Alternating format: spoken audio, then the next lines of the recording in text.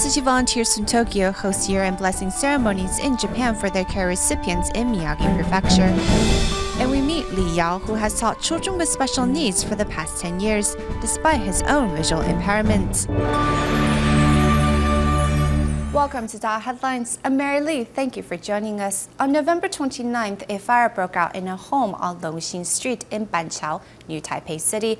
The fire was put out quickly and no one was injured, but the homeowner was clueless at what to do with the damaged furniture. Through a turn of events, 70 Tzu Chi volunteers were called on to help. Get a broom quickly. Brother, get a shovel. 70 Tzu Chi volunteers make their way up the stairs in the dark with tools in their hands.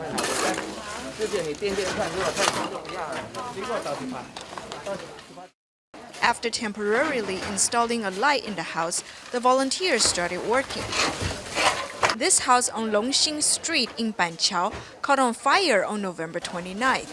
No one was injured in the fire, and the fire was put down quickly. But the house was ruined. Helpless for more than a dozen days, the owner turned to the borrow head, who then turned to Tzu Chi for assistance.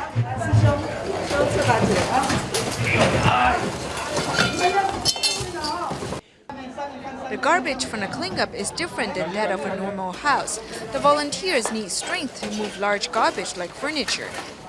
They also need attention to detail to clean up small garbage like dust and paper shreds.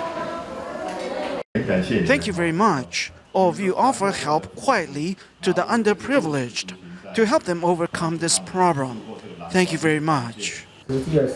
I want to thank Tzu Chi volunteers for their assistance.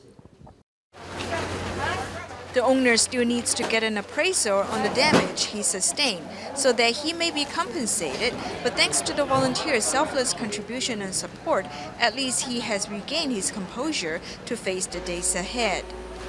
Tzu Chi volunteers from Tokyo continue to visit different cities in northeastern Japan to hold blessing ceremonies and reconnect with their care recipients, whom they met since the 2011 Tohoku earthquake and tsunami. Next, we join them in Miyagi Prefecture's Ishinomaki City and see how the seeds of compassion have flourished in the area. We are here at Ishinomaki City's Public Assembly Hall in Miyagi Prefecture. It's 6 degrees Celsius and drizzling. However, Tzu Chi volunteers braved the cold to be here as they hope to pass on the baton to 4 local volunteers. Tzu Chi volunteers greet one resident after another, giving them each a warm embrace as they brave the cold to attend Tzu Chi's blessing ceremony. The huge turnout is thanks to the efforts of the local volunteers. The volunteers have worked so hard to make this event happen. They call so many people to attend the event. Tzu Chi's seed has taken root and flourished well here, and we're having a good time today. Since the 3/11 earthquake, Nakohoshi has never missed an opportunity to attend Tzu Chi's blessing ceremony. Always willing to help when called upon, she plays an important role between Tzu Chi volunteers and the locals.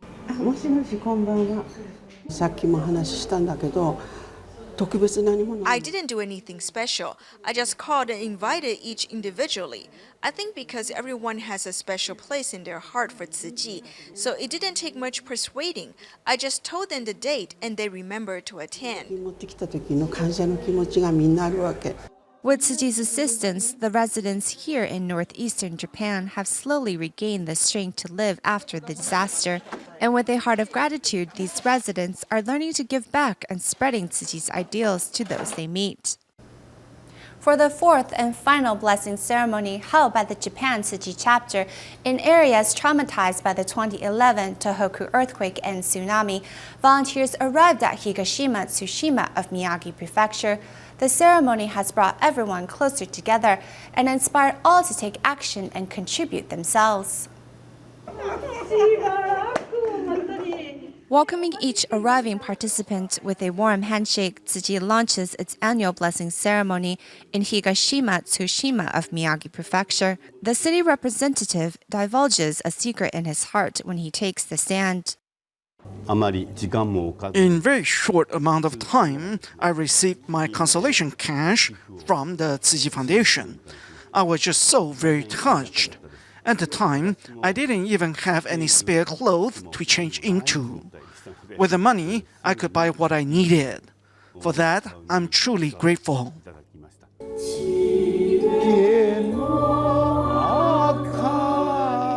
In a sea of light, everyone offers their sincerest prayer. A local volunteer, Mr. Okamoto, has not only been helping with the ceremony for the past 2 days, but has invited his friends to come participate as well. Such powerful feeling is unforgettable, but it is not enough to just be deeply moved. You must take action as well, and just you alone is not enough. 24 Tzu Chi volunteers from Tokyo joined their counterparts in Iwate and Miyagi Prefectures for 4 blessing ceremonies in the area to bring a smile to the residents' faces. The volunteers from Tokyo have become one with their local counterparts to complete what we set out to do. This is also to fulfill the promise we made to Master Zheng Yan to bring everyone together through Tzu Chi. It has been nearly 5 years since the 3/11 Great East Japan earthquake, and the bond between local residents and Tzu Chi remains strong thanks to the volunteers' continuous efforts. 36-year-old Sri Ulandari's husband suddenly passed away from a heart attack last year, leaving the then 2 months pregnant Sri Ulandari all alone in Malaysia. After giving birth to twins, her son developed severe cirrhosis. As the best option, the doctors recommended the family to return to Indonesia. With her savings spent and helpless, it was her friend who referred her to the angels in blue and white uniform. Reaching Sri Ulandari's home as the evening turns into night, Tzu Chi volunteers from Kuala Lumpur are here with a helping hand. This visit has given Sri Ulandari a reason to smile, as she has had so little to be happy about in the past year. Her husband suddenly passed away from a heart attack last year, and then she found out she was 2 months pregnant with twins. 5 months after giving birth to a boy and a girl, Sri Ulandari discovered her son suffered from severe cirrhosis. Now his abdomen has swelled up to 3 times the normal size. I couldn't sleep at night as I was constantly worried about my son and the worst-case scenario. The doctor told me that if the baby vomits blood, then things will be very bad. He advised me to go back to my parents in Indonesia. Originally the only financial pillar left of her family back home, now it seems going home to the support of her family is the best scenario for Sri Ulandari. Team of doctors have also come to offer medical consultation. We wanted to look at the cirrhosis and see what our doctors think. Sadly, our doctors also recommended that it is best for them to go home quickly, as not much can be done for the son. Tzu Chi's timely financial assistance has given Sri Ulandari a ray of hope. As they bid each other farewell at the airport, Tzu Chi volunteers offer their final reminders to the poor women. We have already contacted the local Indonesia volunteers. Someone will follow up with home visitations. Because she is still struggling financially for now, local volunteers will take over, so she doesn't have to worry in the meantime. It's a relay of love. Sending their love and blessings to Sri Ulandari and her family, Tzu Chi volunteers hope that they will have the strength to face the challenges ahead in full spirit.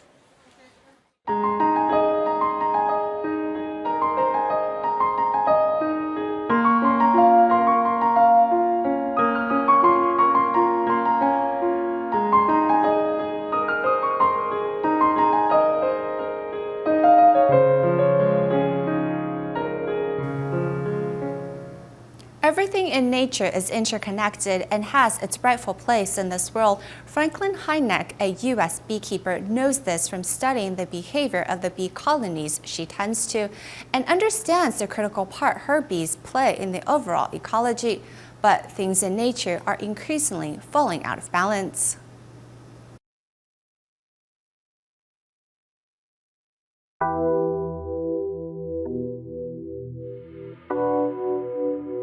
I knew I had to do something. If you protect and enrich the environment, in just a short time you can make a lot of impact. So that's when I got into honeybees. Once you get into bees, your life changes.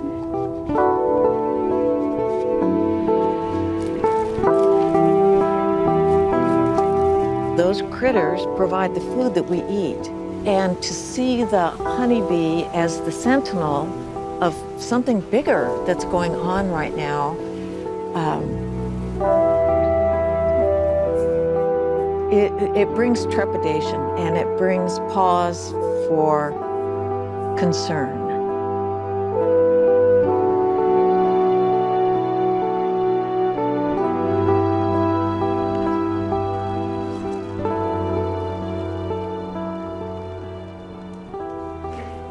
Okay, it's all right.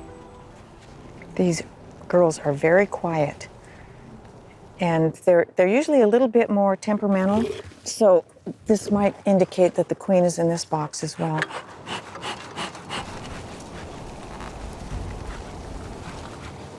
The smoke helps to disrupt the alarm pheromone, and it also gets them back down into the boxes so fewer bees get hurt. Once you start understanding about the colony life of honeybees, it brings out a new understanding in the circle of life. Truly, a colony of honeybees is an organism that's made up of tens of thousands of individuals, but they, as a colony, are an organism, and they communicate and they make decisions as an organism. So on this frame, you can see on the outside edges, they have the honey. As this was a complete frame of honey going into winter, this high up in the colony, but they've eaten out a section of it, and the queen has already laid brood that has emerged. This is all drone comb down here.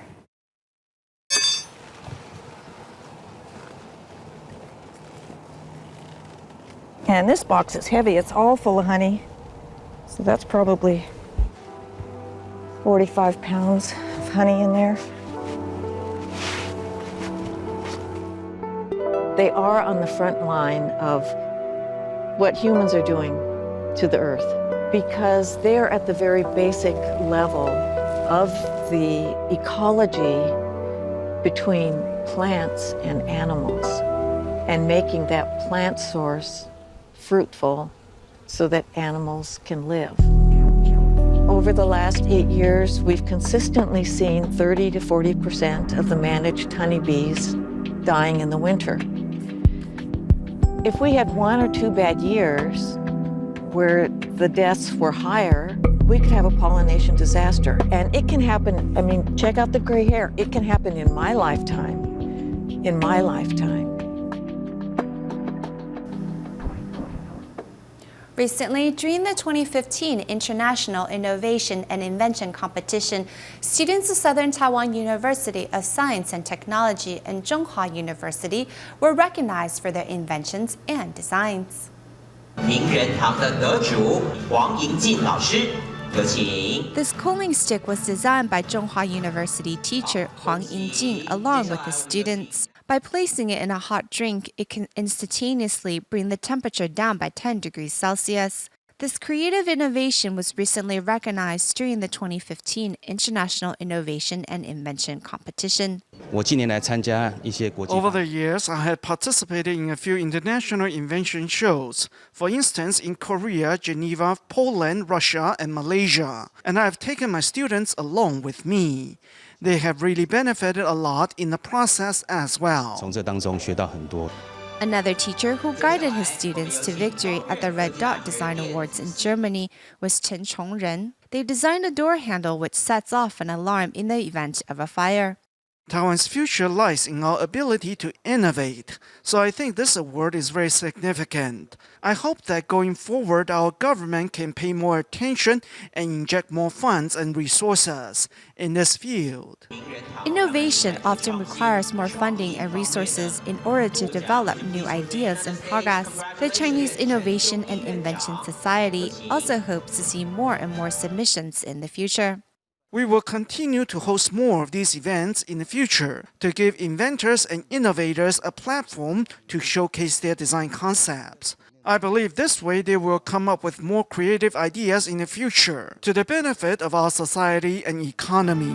Inventions have not only changed our way of life, it also provides an alternative solution to many of the problems we face today. By combining creativity and wisdom, even the smallest designs can make a great impact on humanity. Today, we meet an award-winning visually impaired teacher who specializes in special education. Li Yao, who has taught children with special needs for 10 years, uses his hearing, touch, and heart to understand the individual needs of his students. Not only is he able to teach his students to care for themselves, he has also been awarded the Excellent Teacher Award and Outstanding Teacher Award in Kaohsiung. Under the guidance of his teacher, the student learns to brush his teeth and wash his face. While every move seems simple, teaching it is not as easy because this teacher is actually blind. He relies on his sense of touch and hearing to help the student in his special education class learn to care for themselves. He climbs the stairs with his impression of the stairs. Having been a special education teacher for 10 years, Li Yao has faced many challenges and setbacks. A teacher told me one of your students is missing. I was very surprised. I later found out that the student ran away, and I felt terrible. From then on, I knew I must teach in a different way from most people. I must get to know the individual qualities of each student. Li works with students who suffer from ADHD and autism. He uses his observation in addition to physical contact and does his homework to understand the needs of the students. It is very important to work hard. One should also possess courage. Gratitude is even more important. Above all, we should have the ability to work with other people.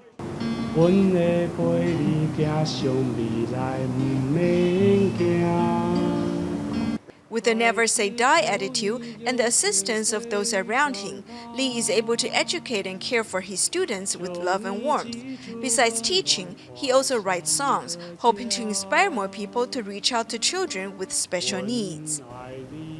In our next report, we meet another silent mentor from Malaysia, Go Chen Chu, who has battled with cancer for the past 30 years. When Go came to the final leg of our journey, she decided to donate her body to help enhance areas of medical research. Having devoted her life to the service of others as a nurse, Go still exhibited a spirit of selflessness even upon her passing. Focused and mindful medical students of the University of Malaysia are performing a surgical simulation on cadavers. For med student Lim Jin-ni, who is taking part in the silent mentor workshop for the first time, it has been an unforgettable experience. I simply cannot imagine the amount of mistakes I would have made if I were doing a tube insertion on a living person for the first time. Perhaps my oversight or negligence will put the patient's life in danger. But if you don't ever have the opportunity to practice, you might never master the skill. Silent mentor Go Ching Chu was a nursing instructor, and even though she was caught up in an endless battle against cancer, she still devoted her entire life to charity work. She was often invited to speak at cancer support groups, encouraging other cancer sufferers like herself. She was often invited to speak at conferences. Whenever she hears of a friend in need, she always checks up on them and gives them moral support. Just before she passed, she made a wish to donate her body to help advance medical science. Many family members of body donors would be reluctant, seeing their loved ones endure so much suffering during their final stages of their life, only to have medical students perform surgical simulations on their bodies upon their passing. So I am really grateful to Teacher Wu and her family for their contribution. At the conclusion of the 6-day workshop, students held a solemn ceremony of remembrance to pay their final respects to these silent mentors. Students and teachers presented flowers and expressed their deepest gratitude for the bravery and sacrifice of these incredible teachers. Continuing our weekly series on young vegetarians, today we meet a 12-year-old girl who has adopted a vegetarian diet for 4 years now.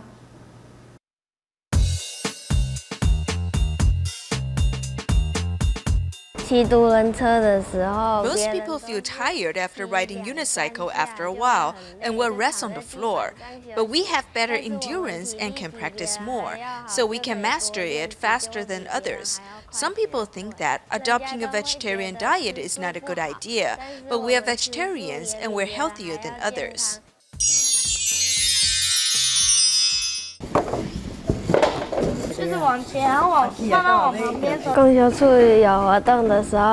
Whenever there's an event at the Tzu Chi retreat, I'd want to take the opportunity to invite people to adopt a vegetarian diet.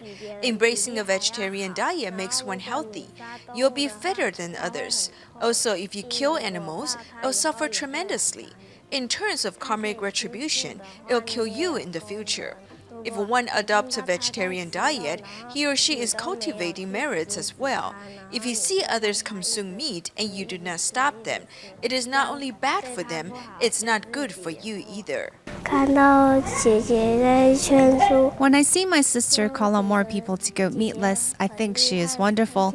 If I adopt a vegetarian diet along with my sister, our house won't smell bad. Our entire family went meatless after their great-grandparents passed away.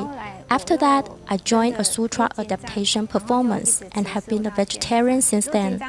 After the sutra performance, my brother said, "Let me take you to the night market. You can eat whatever you want."